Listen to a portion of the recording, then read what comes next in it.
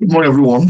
It's good to be with us this morning. Today is the 21st day of January 2026, and today is day 21. Also, thank you so much, my dear sister, for leading us in those songs.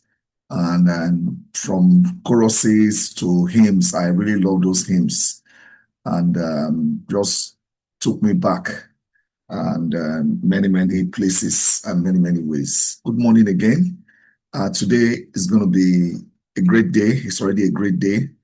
And today is going to be pretty challenging also in terms of what we're going to be talking about from the Power series. In the past few days, we'll be looking at spiritual disciplines. Spiritual disciplines. So we looked at the discipline of fasting and prayer, which is what we did in day 18.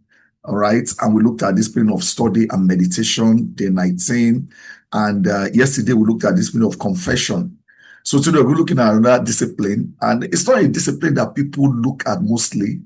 It's discipline of simplicity and generosity. Now, if you, for example, I did a 1.5 hour expose on the discipline of fasting. I call it when you fast beyond food and water. So if you would like to listen to it, you can go on my YouTube and take a look at it. It's already getting a lot of buzz. A lot of questions have been asked. So spiritual disciplines are those things that we do that build us up spiritually. Just like there are disciplines you do as a student. You get up early, you study your book. You make sure you go back to reading immediately after the class. You go and read it. It retains it. And there are so many disciplines we do.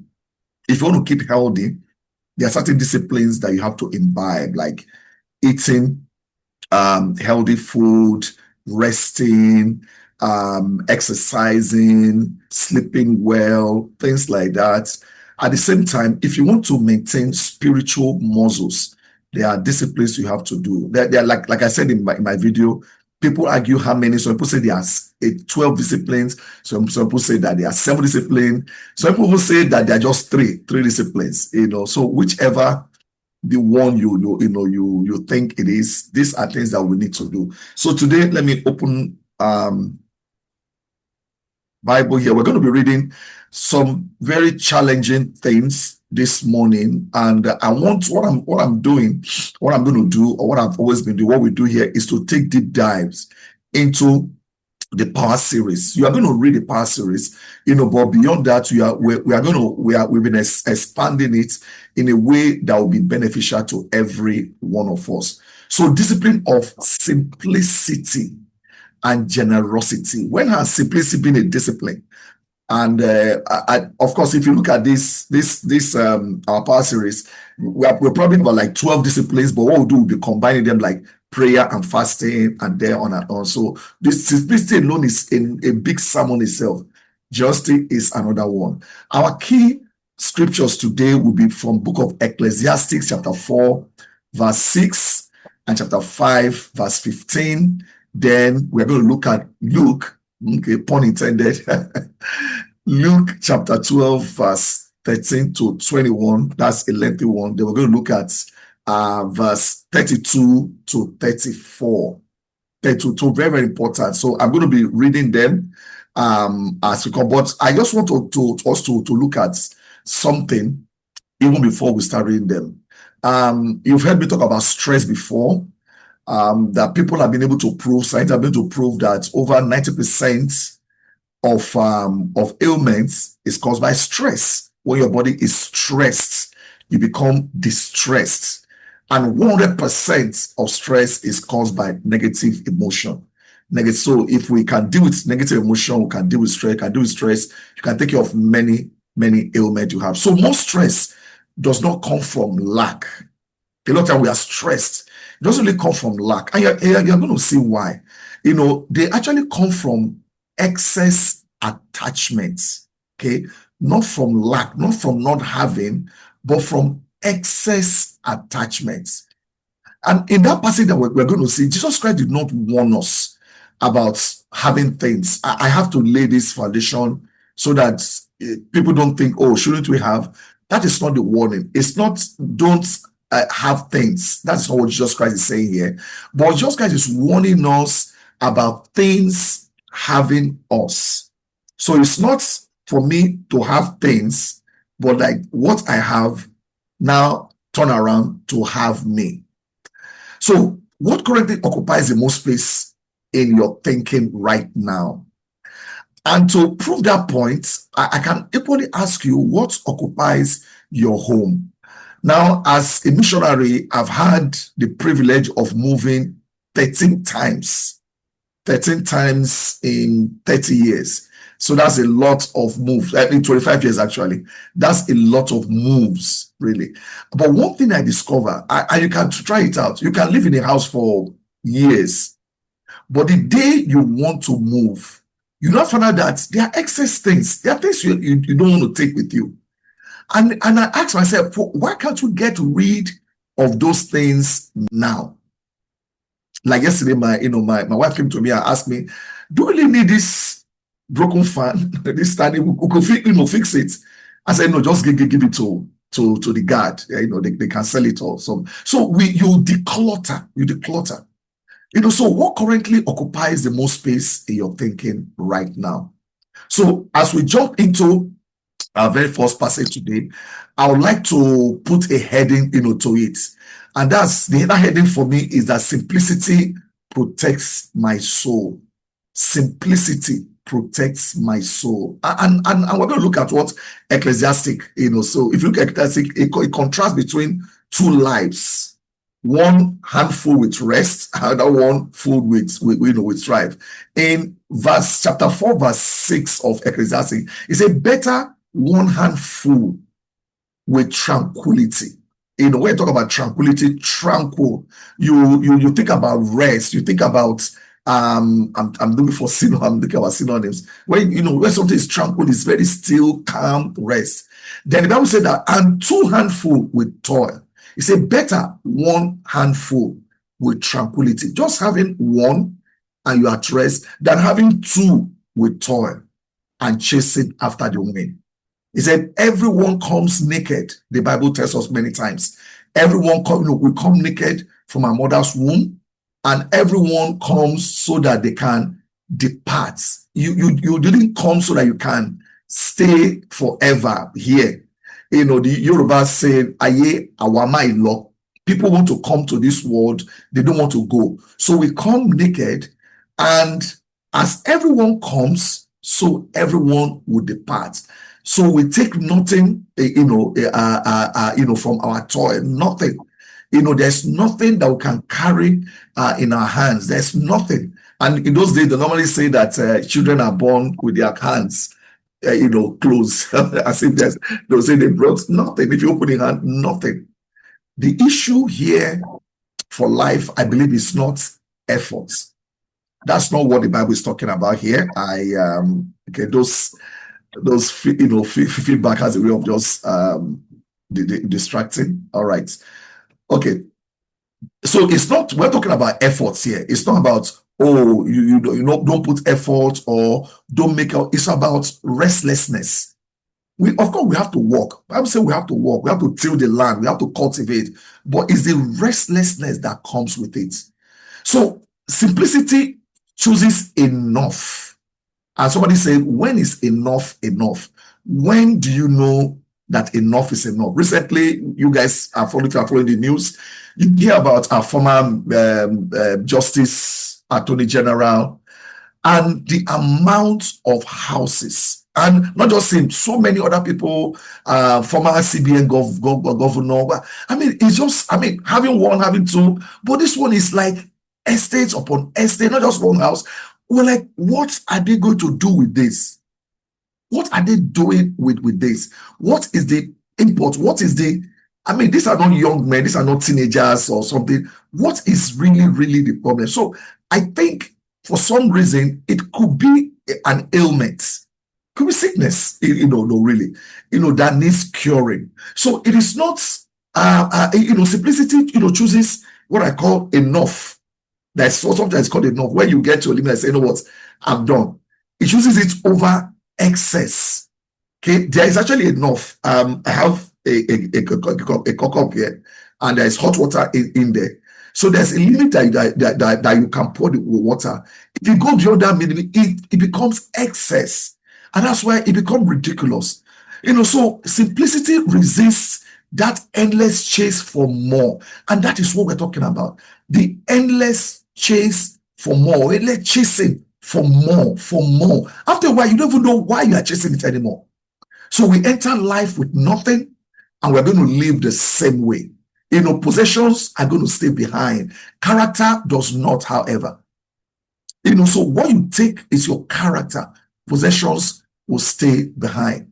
And in recent times, we have had the departure of some of our beloved disciples, either mostly through ailments, and so. And next week, Sunday, is going to make it exactly 1 year, or Monday is going to make it exactly 1 year that we lost our brother Yangi, who died on his way to church.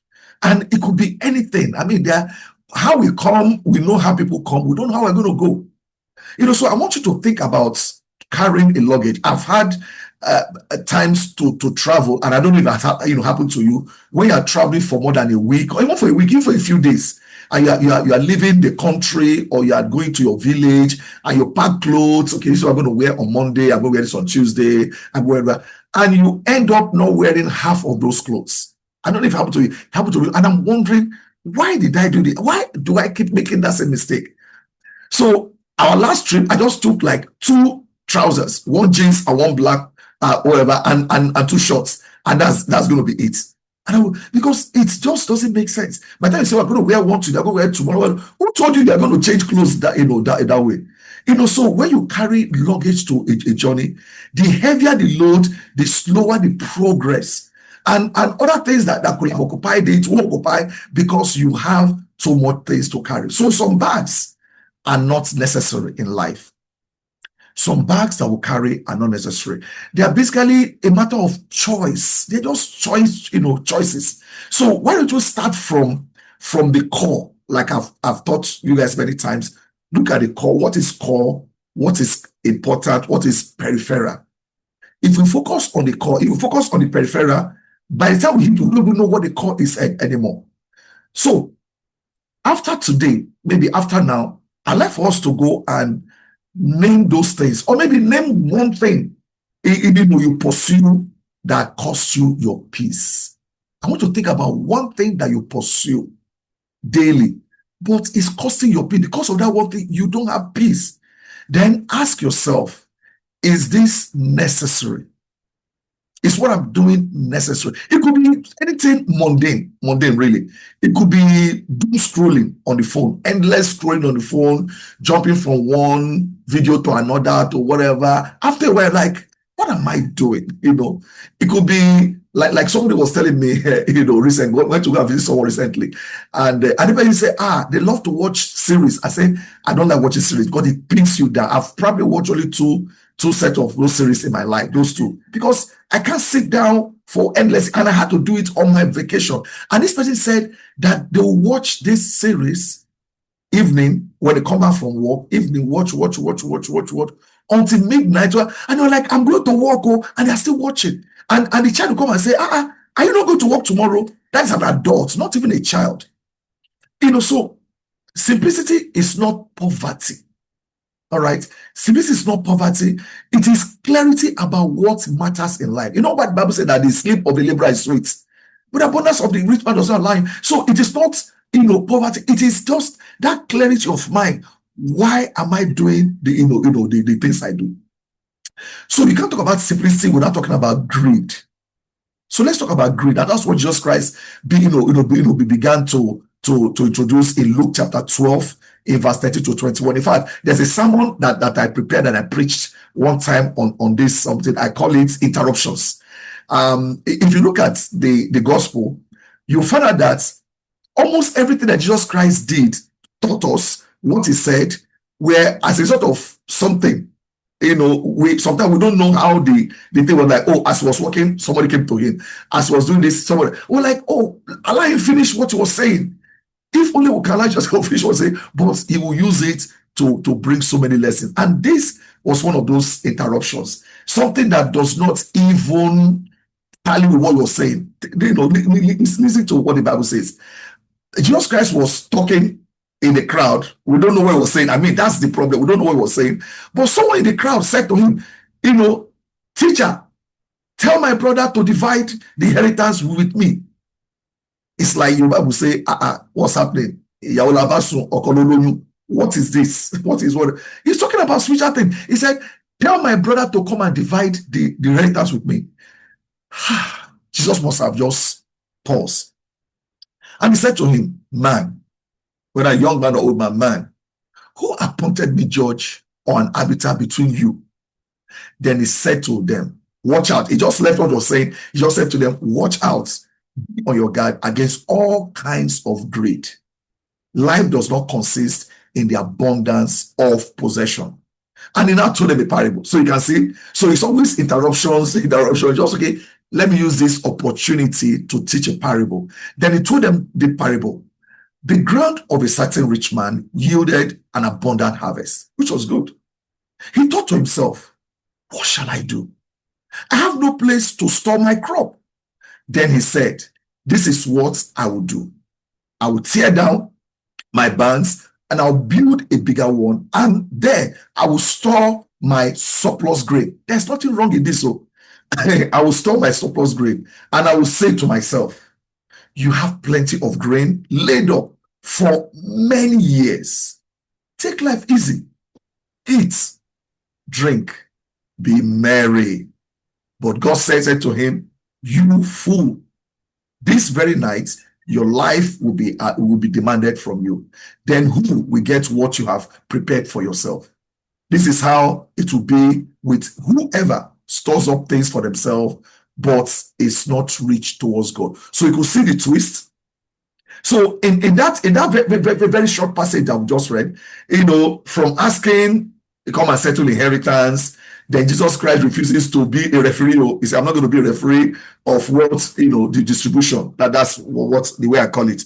I'm not going to be a referee of rent distribution. Okay, you go here, you go there. So what he did was to expose the heart motivation. So it's not about you being blessed or you having things, but it's your heart motivation. Now, the man wanted fairness. Come and tell my brother to divide equity a bit. He wanted, fairness, which is good. But Jesus Christ was talking about desire. You want fairness, that's outward, but desire. So he now tells this story that we just read now about this wealthy guy that kept expanding storage. So he planned to focus on security. How? Through accumulation. And that's what I want to talk about, really. The endless pursuit of security through accumulation. What drives that? So Jesus Christ calls it foolishness because life ended before even the enjoyment. This guy didn't just acquire what he can consume for a season or what he can consume for a year, but what will be there for many years to come. So the problem was not success. Do not get me wrong. The problem is not success here. But what I see the problem was self-centered planning, and that's what Jesus Christ said. Where is God? What are you doing with all of these things? So think about building, a large fence. For example, you build a large fence around your house while you are ignoring the foundation of the house. Which one is much more important? You spend so much money building large fence, which is kind of protection, but the foundation is weak. So in other words, growth without depth, what it does is that it invites collapse. Even if you are building the foundation too needs depth. It needs, the wall, needs depth. So whenever you focus on growth without depth, what you are inviting for yourself is collapse. How many stories have we heard about families where the breadwinner, the father has died and the children squandered everything, and there's nothing again to have. I mean, the name, everything gone, everything gone. I mean, when I think of such stories, and there are many, many. The other day I was teaching the School of Missions about, I was using analogy of Okada Air. Then I told them, I said, you know, there was something that's Concord Air, owned by one man. I mean, so when Nigerians were having private, Concord Air, Concord Bookshop, Challenge Bookshop, having all those things, Concord, newspaper, having so much, shipping line. Where are those things today? Even to oil companies, Summit Oil, where are they today? So where have you mistaken accumulation for security in your life today? You've mistaken it, accumulation for security. What greed does is to narrow our vision. Greed narrows. It doesn't give you broad vision. It narrows your vision. It shifts the focus from stewardship to ownership. Rather say, look about it. I've seen many rich people that built, I mean, if you go to the east, you see a lot of them. And if you go to the north, you see a lot of them. You go to wherever, you see billionaires that build massive. I mean, their houses are so massive, but there's no road to the neighborhood. And people are still living the next public school neighborhood lacks amenities. And I'm thinking, what is this person thinking? How can you comfortably live in a multi-billion naira house and education is suffering in your place? We are stewards. I remember once upon a time when a lot of disciples began to build houses, and it was as if we were building, let's see who's going to build the most massive house and everything. And I was talking to one brother was telling me, so whenever I come to the house, I stay at the guest room, which is at the ground floor. And the guy is saying that, one of these days, I'm going to leave the top floor and come down because I want to climb. And that's exactly what began to happen. Then all of a sudden, people now start figuring out, so what am I doing with this big house? Let me divide it to create another apartment that's going to bring in money, or let me change it, or let even bring it down. Let's be multiple, or so you now find out that a lot of those things that we crave for when we are younger, after a while, or you give your children an inheritance of houses. When they grow up, like, what kind of house is this? Tear every single thing down. So greed narrows your vision. It shifts you from rather being a steward of what God has given to you, you become an owner. Rather from God through you, it now ends from God to you. But let's look at simplicity. What simplicity does? Simplicity does, what it is that it kind of orientates, try to tongue twister for me there. What simplicity does is to reorientate your trust. When you now begin to practice the discipline of simplicity, it now begin to now shift your thought. So that's why Jesus Christ began to direct the attention of this guy, or from this story, from storage to trust. From storage to trust. From let me have burns, accumulation, to let me focus on God. So what does simplicity say to me? Simplicity says to me that God is my source. Possessions are just tools. Again, simplicity says to me that God is my trust and possessions remain just a tool. If you reverse it, it could be that God becomes your tool. Possessions now becomes your source. So when life feels uncertain, guess what happens? Accumulation feels comfortable or comforting. And I know, again, it has also to do with the situation of our environment and every single thing. You go to some countries, people don't worry about the things that we worry about. That's why they can give. They can give so much. Our church has been supported for decades by other people. And these are people who are not billionaires or millionaires. These are people who are just store attendants, but just feel, let us give. So when we look at the uncertainty of life, we might want to move to accumulation because that might be where our comfort will be. Yet, it never guarantees tomorrow. Okay? Because of uncertainty of life, want to let me just keep this, let me keep this, let me do this, I will begin to do all those things because of uncertainty. God, we don't know what tomorrow is going to be. However, those same things do not guarantee tomorrow. So, when you clench your fist, if somebody say, come and take, clench your fist, you cannot receive anything. There's an African proverb, that talks about that. When you clench your fist, you cannot receive anything. So, but open hands can actually, receive. Or we are thinking about, open your hand now. I don't want the one that I have here for. I say, I want to give you more. I don't want the one. If you ever read James Harley Chase, one of his books, Catching a Monkey, How to Catch a Monkey in Brazil, and they still do it to today. They'll put peanuts into small container that has not very small. A hand can go through it. Monkey's hand can go through it. When it's open, can go through it. When they clench the knots, they make a fist, they can't get their hand out, and they'll be there, and the poor monkey will not let go. It will be beaten until the farmer will come and catch the monkey. So simplicity keeps your hand open. It keeps your options open.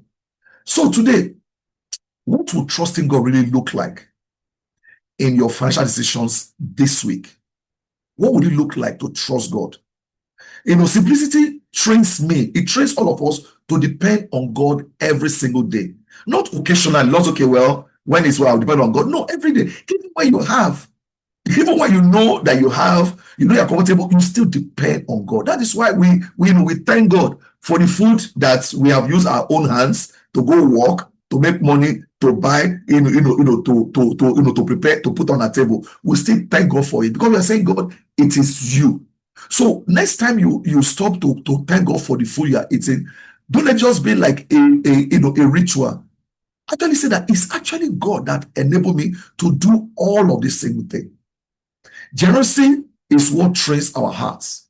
If you take a look at that passage in verse 32 of Luke chapter 12, it said, do not be afraid, little flock, in furtherance to what he was talking to that man. In now look at his own disciples, because I know disciples were like, hey, myself, I don't know where this country is going. He said, do not be afraid, little flock, for your Father have been pleased to give you the kingdom. Sell your possessions and give to the poor. Provide purses. Provide purses for yourself that will not wear out. A treasure in heaven that would never fail, where no thief comes near and no moth is destroyed. For where your treasure is, there your heart will be also. Is that not true about life? If you hear today, if you have lots of money in banks, which is where most people put their money. If you have lots of money in bank, I just have headline, 10 distressed banks in Nigeria. You have to speak. You have to know which one is it the one that have. You hear that governments are demolishing a place and you have a house there. It is where the treasure. That's where your heart is going to be. So Jesus is linking generosity to treasure here. After talking to that man, he now spoke to his disciples. He said, "Where you give reveals what you value. Wherever you give, it reveals what you value." So giving also reshapes what you value. So if you want your value to change, then change where you give. Generosity is not spontaneous emotion like, okay, right now I've had a sermon or somebody. No, it's a learned discipline. That's why it's called part of the spiritual discipline. It's not something you give just spontaneous, okay, let me just give. No, it's something you actually plan for. It's a discipline. So every act of giving, what it does, that it loses your attachment. Because when you give that thing, you lose. Think about it. Think about how many shoes you have in your house that you don't wear. Even let's say you wear them, by the time you get a new one, you wear. Why can't you? There's some almost magical attachment we have towards things. Like, you are not using it. You know you're not wearing that shoe. You know you're not wearing that clothes. You know you're not wearing. It's been years. Let it go. It's like, I don't know why I've been holding on to. But I believe you me, the day you let it go, there's something that happens, to you. Occasionally, I do that. I give out shoes. I give out whatever. I just told my child I have to go and give it to. So now I want to say, this thing is still good though. I'll sell it in garage sale, like she does, guys, and give the money to who need medical support. I say, fine. So every act of giving loses your attachment. Think about the things that you throw away today. If you must move house today, what are the things that will not go with you? Those things are excess baggages in your life.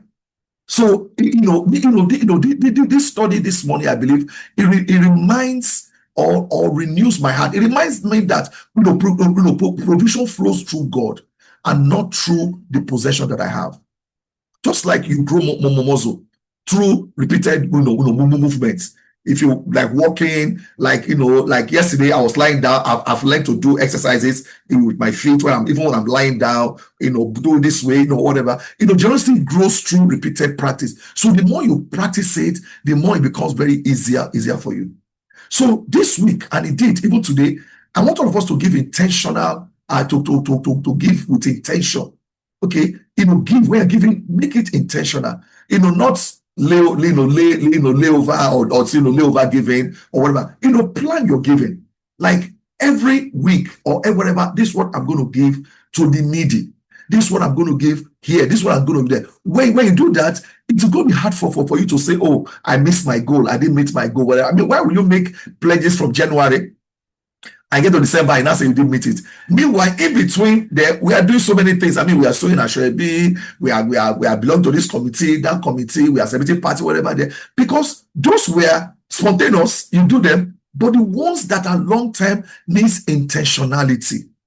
Or maybe those ones you do it so that you can belong, or maybe so that you are not seen as not belonging, or so that when they are putting those names of people who are contributed, your name will be there. But what about the ones that really matter in life? So God does not need my resources, doesn't need it at all. What he does is that he uses my generosity to free me. So giving some, when I give now, God will become rich. No, when you learn to part with things, look around. Sometimes, we go to parties, they give us all those bowl. Fine, there are so many bowls. Some of them have cover. We keep it, all those things. Let them go today. Because God offers us something better.